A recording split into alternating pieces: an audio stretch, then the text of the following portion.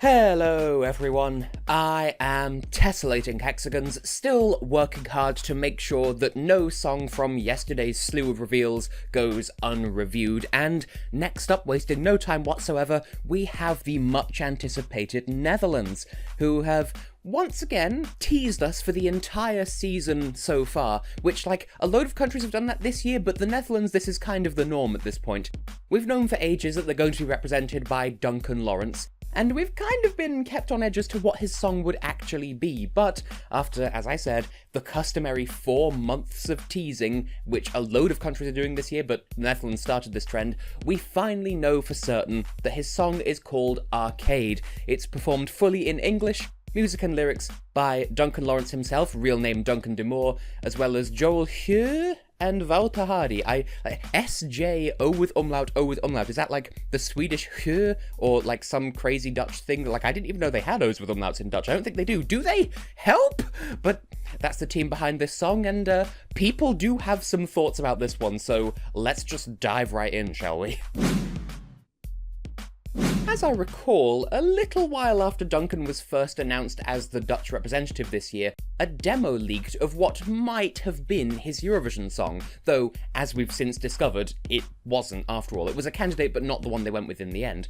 Then, later on, a demo of Arcade emerged too, and then he may have accidentally confirmed on social media that that was his song, but the Dutch broadcasters kept treating it like a secret. Well, whatever. In both cases, the fandom went absolutely ballistic, hyping both songs up, and you know me, the quickest and easiest way to get me feeling skeptical about a song is to scream in my face that it's the best song ever, oh my god, winner, winner, winner! Like, actually shut up. The contest isn't for another 2 months, and we don't even have all the songs yet, so calm down. So, because of the people who wouldn't shut up about that, I went into this song with low expectations and very little patience. Now, allow me to share with you what I found. In truth, by all accounts, what we have here is a fiercely emotional song performed very sincerely and very emotionally by someone who's actually lived through what he's singing about. I've heard that this is a story about someone that Duncan genuinely knew when he was younger who died before he had the chance to smooth things over with them, or something to that general effect. And you can tell by the way he performs it, even just in the studio version, that the performance enables him to completely relive all of that. The way he delivers this song, I would imagine it's probably no different live. It's real to him, and it shows. It makes the whole song that much more credible and able to feel with, if that makes any sense. And perhaps as a part of that, the actual lyrics themselves are incredibly poetic as well. For one, it has the recurring metaphorical imagery of the whole penny arcade as an analogy for his situation, being in a losing game that's designed to work against him winning at every turn, and for another, just word for word, it's really cleverly written in general. Like, just read the lyrics without listening to the song. It's very intelligently written, and I applaud that. On the musical side of things, meanwhile, the song builds up very nicely over the course of the 3 minutes. It could have been so easy for this to just start out as a piano ballad and just stay a piano ballad throughout, but no. The song starts minimal and fairly simple, but then, in a similar method to Serbia, but much more gradual and much less sudden, it works in additional elements one at a time until we reach the full instrumentation by the end of the song. It gives the whole thing a sense of momentum and of progression, and it maintains audience engagement by not stagnating over time as a result.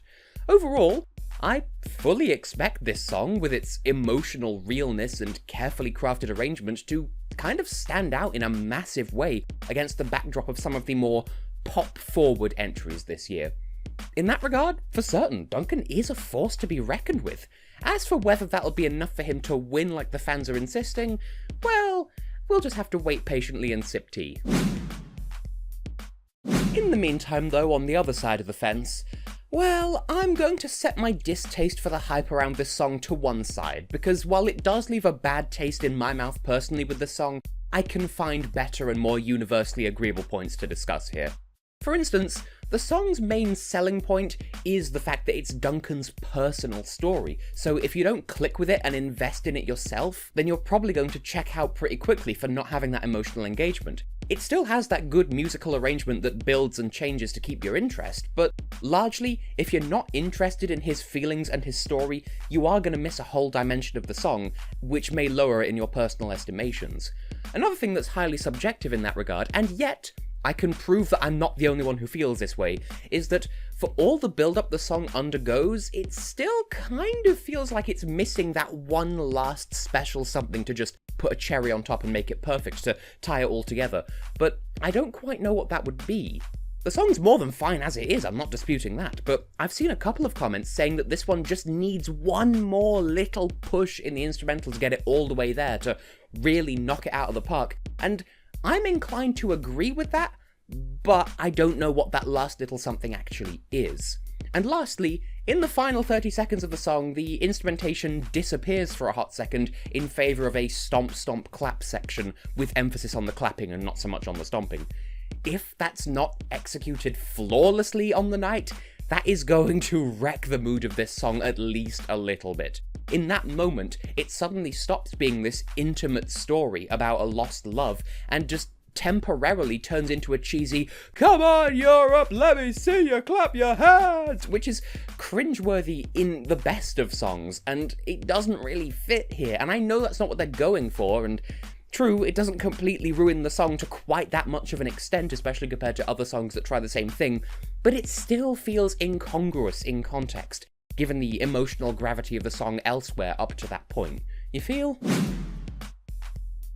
And now for everyone's favourite part of the review, numbers, because it's surprising just how much a single number can get so many people so very angry. Given how fiercely people are backing this song, I expect that people are going to find it highly offensive when I say that I give this a personal rating of 8 out of 10.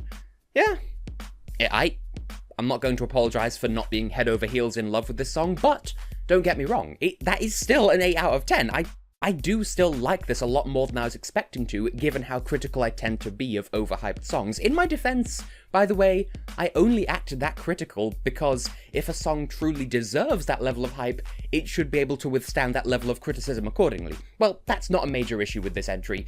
This is an above okay song, but just not something that I would personally buy an album of.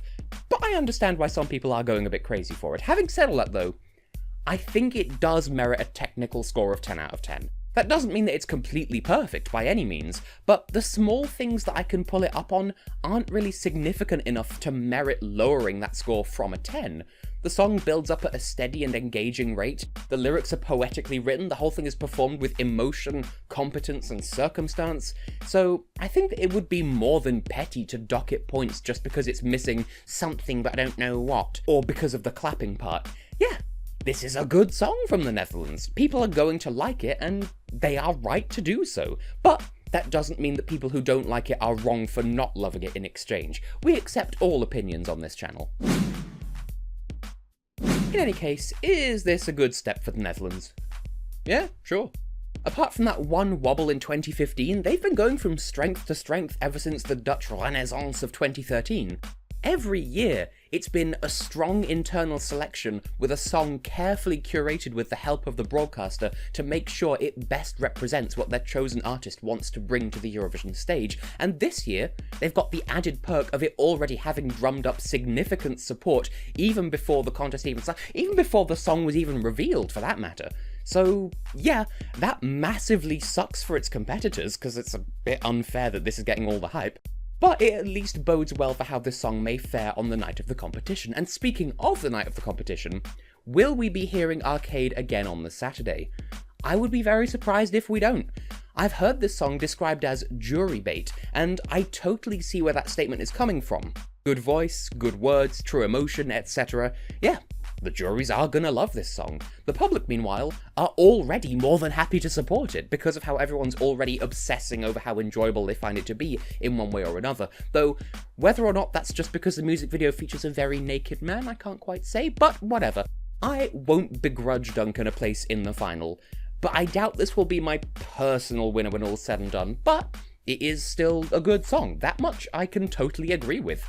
But How about you? Are you one of those people who thinks this song will definitely win? Do you like it without going that far? Do you dislike it? Don't be afraid to share your opinions. As always, there are various ways you can let me know, just click on the video, check the iCard, check the comments. I'm constantly listening. I love hearing what other people have to say. So while you're thinking your various thoughts, I will say to Duncan and to the general team #NED, or whatever the Netherlands wants to be called this year, I wish you the very best of luck when you hit the stage in Tel Aviv, because by all accounts, you're probably going to go pretty far this year. I look forward to seeing just how far. See you in May.